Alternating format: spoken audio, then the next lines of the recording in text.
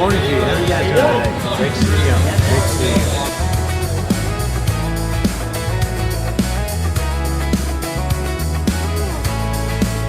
I got my head in the clouds so high, feet on the ground, but I still get by. Rules were made for someone else to try. Like I said, only one aim, $5,000.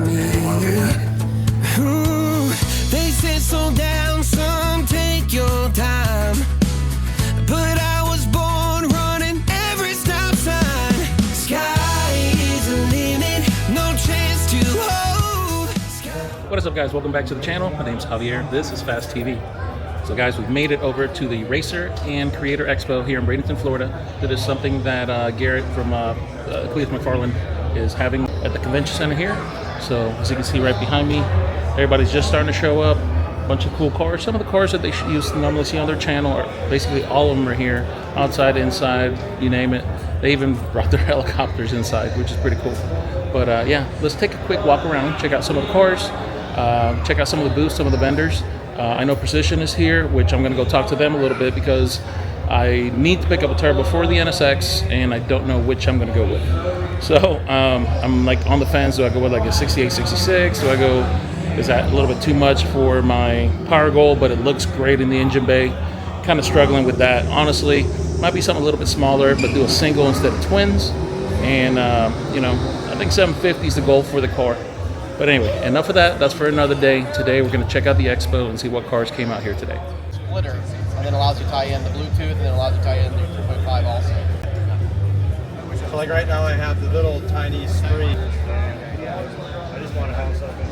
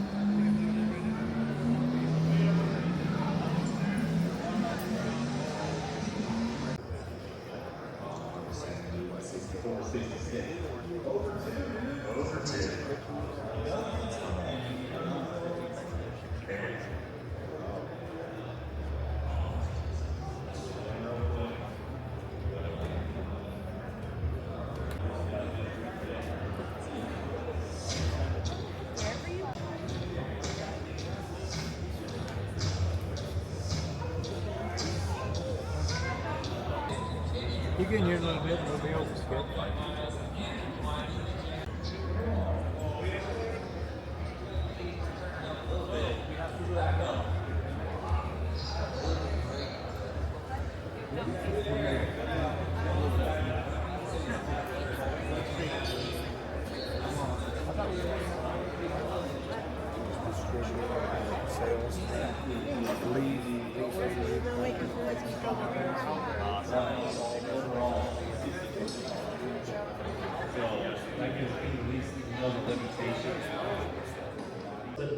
Not even if it's just necessarily a Bradenton Motorsports Park, are we willing to try to work with other facilities and other areas to be able to put on events like that and use our streaming platform? Yeah, so we have to be careful. Obviously, we're all a small team. We're not private equity backed, so we have to be selective so we can continue to grow appropriately, give the audience the best show possible. You know, we don't want to run into a situation where we're racing to the bottom on quality, so we can continue to expand. So we don't want to sacrifice the quality. So we'll be more selective and grow appropriately as the years go. You guys have a very unique panel here where you guys are owner-operators of your own business, where you guys are taking care of your customers, taking care of your patients throughout the day, yet you're also still trying to find that fine balance of being able to create your own content, and we know how time-consuming and how difficult that can be. For each and every one of you, let's start with on the business side of things. I'll start with each and every one of you. When did you guys kind of figure out that, you know, with what you were going to do in life, what your passion was, and how to focus solely on the, like, this is going to be my goal, this is what I want to do with my life? Just kind of talk about getting your professional life started. We'll start with you, Parker. So Cleet and I grew up just kind of taking our four-wheelers apart, working on the farm, fixing fences and stuff like that. And so, you know, we just both grew an affection for working with our hands. Got a job and I just fell in love with it. So really the passion for vehicles in the automotive world came first, but then I kind of figured out, as weird as it sounds, doing dentistry is kind of the same thing in my mind. I get to tinker, I get to problem solve, fix problems, come up with solutions, and execute. And it's really the same to me, it's just on a smaller scale. So, you know, the passion for dentistry really started with the automotive world, and they kind of go hand in hand in my mind. So it worked out great. For you? Yeah, so starting out, you know, growing up in the country, things like that, we get to rip four-wheelers, that kind of stuff every day. So we were always having to repair those things and fix them and fix everything that we broke. So as basically got older, probably got to just out of high school, I really didn't know what I was going to do. And I think I was working in an automotive shop, and we started messing with diesels. And I was like, man, this is awesome. You can throw like a programmer in it, it adds 100 horsepower. This is what I like to do right here. And so we went to college for it and then got out. And while I was in college, I'm like, I'm going to open my own business. That's what I'm going to do. And I think 6 months after I graduated, that's when I opened it. So it was kind of just went in line with everything I was doing up to that point, already working in the automotive industry, enjoying the automotive stuff that we were doing. And then the diesels was really like my niche or my passion that I got into. And with Victor, with you, yours several businesses. So let's talk about, well, I don't even necessarily the same primary business, but just kind of where your passions led you. Yeah, so growing up, my dad and my uncle always had general repair shops. So I was always into automotive things. When I was a kid, I used to like nerd out on car stuff. My preschool bus used to pick me up and drop me off at my dad's shop, and I would run in and out of the shop like that was pretty much always there. So I grew up into cars. My dad had a Supra that he raced, and I fell in love with that, and that's how I really got into the performance end of it, and Supras in particular. I never really put much thought into doing events past that. It was just kind of like, I mean, I really enjoyed it, but I didn't think it would be something I would do more than that. And then 2018, I got to do FL2K, and I really fell in love with that business. Before you were the owner of Bradenton Motorsports Park, what were you doing prior to that, and then what are some of the things that kind of led you to the drag strip and the acquisition of it? Yeah, so I grew up in the area, so I started going to, it was called the Soda Memorial Dragway in the late 70s. So, Damn. Yeah. Oh, Lord. Yeah. So we rode our horses and wagons there. And then I went away to school, and I ended up in the orthopedic medical device business and did a bunch of work in that area, did some startups, and then was returning to Florida in 2000. And a friend of mine was friends with the owner and said, "Hey, I want to buy Bradenton Motorsports Park." And I said, "You have no money." And, so he's like, "Well, that's why I'm talking to you. This is my partner." So anyway, we bought Bradenton Motorsports Park in 2000, and the place was a mess. We had to do a lot of. How much did you buy it for? Well, I just want you to feel like I ripped No, we're good now. We know about inflation. See how this skittles up? You remember? I think it was 1.2 million. Wow, that much back then? Yeah. Damn, wow. And that didn't even Not that like that. are you including the Red Barn property too? No, that came along later. Also, you got a great deal. It was a little bit of a mess too though when I got it. Yeah, where's George? The bathrooms were a mess, right? I know. It's really good to see you. George kind of talked about as well, something that was brought up a little bit yesterday is process and thinking about when you guys have a video idea and you kind of have it in, not necessarily like in the camera, it's like, okay, here's something we're thinking about, but execution-wise, we know we're probably not going to be able to do this for a couple of weeks, or it's going to take a little bit of time for some preparation for that. Just kind of fill in, what your guys' process is with that. I know some folks would probably be interested to know how that works. We didn't even finish your first one. Yeah, well, all right, What was the going biggest back to that, challenge? jumping into when I first started that, yeah, it was exciting. I was like, okay, cool, yeah, I'll give it a shot. It was tough.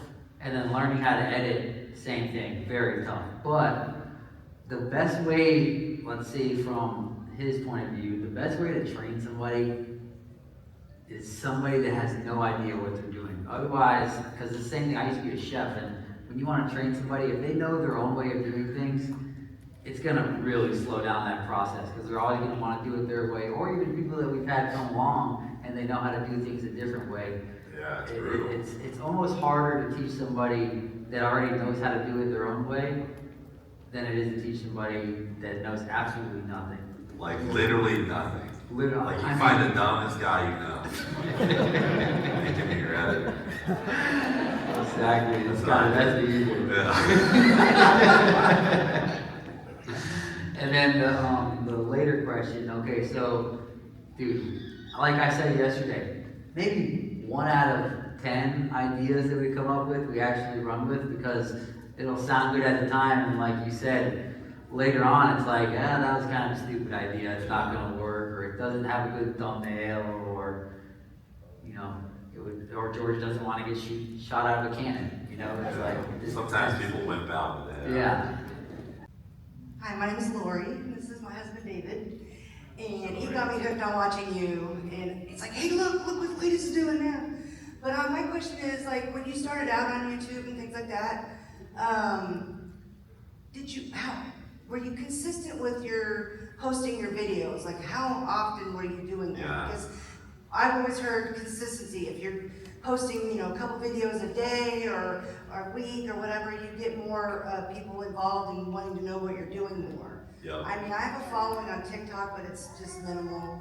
But I noticed TikTok is getting, not as, it's just, you have to have a niche on what you're wanting to post. I posted every other day on YouTube for 6 years, but there was a couple times in there where it was a 2-day gap in between, but very, very few. And then I just recently, into 2024, switched to every 3 days was the goal. And like sometimes when we're busy, we'll just post every day or every other day, but like it's usually never more than every 3 days. And that's like my internal goal for no reason at all. I just have a high frequency goal. And that's probably for a lot of reasons. We have a lot of content. I hate editing old stuff, so I like to just do it, post it. I mean, the revenue that it drives, there's a lot of reasons I like to post often, but I think yes, when you're a newer channel, you gotta post a lot. You gotta be consistent. All right, well, it looks like we are just about set and ready to go for our final panel of the weekend. Let's do a little shop talk and let's bring up the rest of the guys. Please welcome Tyron, Zach Walker, and Mr. Sam.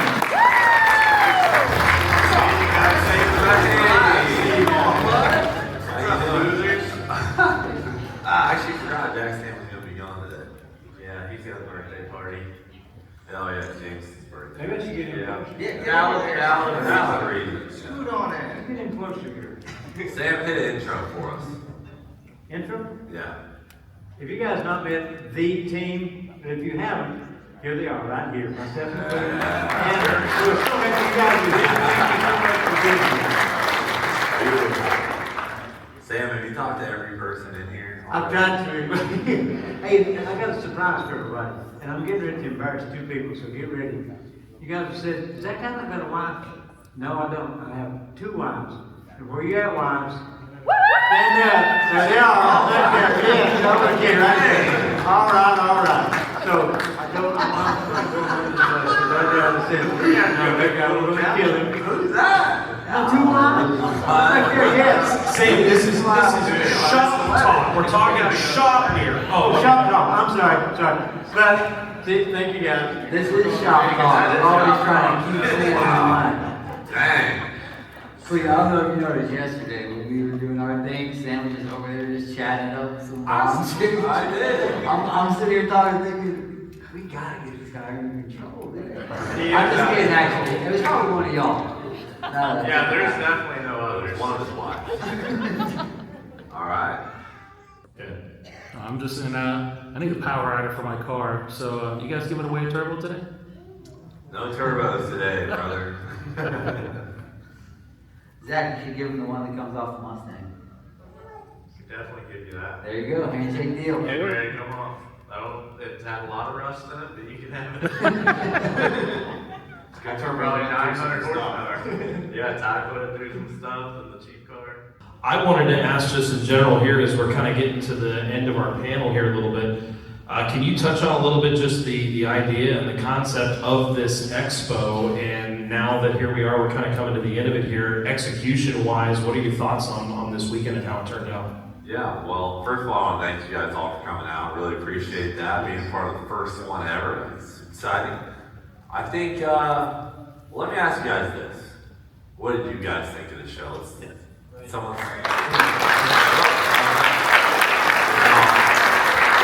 What about the $100 for the speaking panel? Is that like reasonable or is that crazy? Cheap.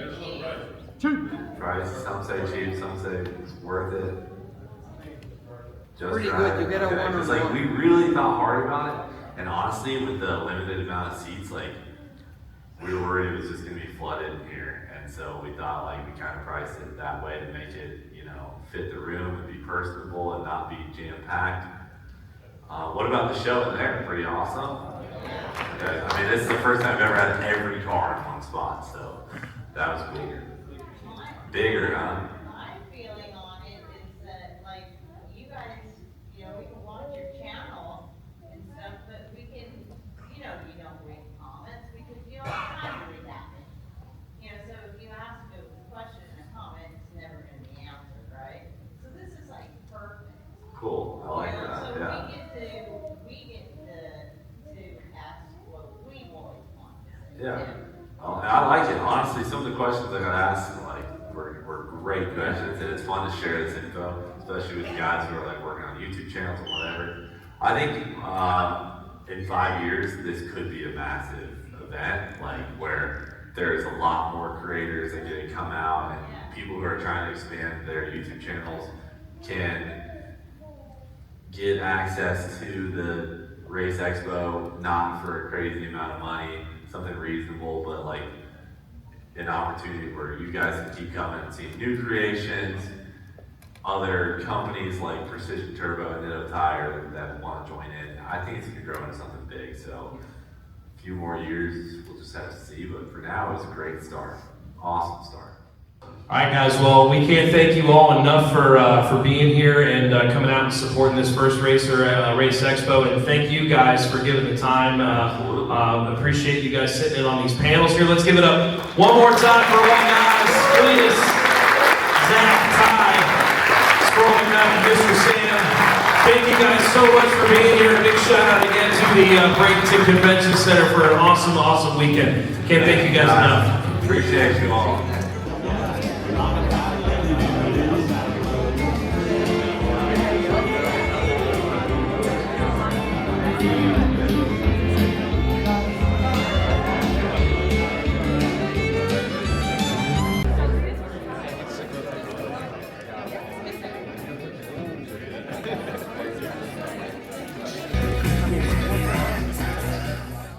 All right, guys, that's going to do it for today for the Creator Expo. It was a really awesome time. Got to see the guys.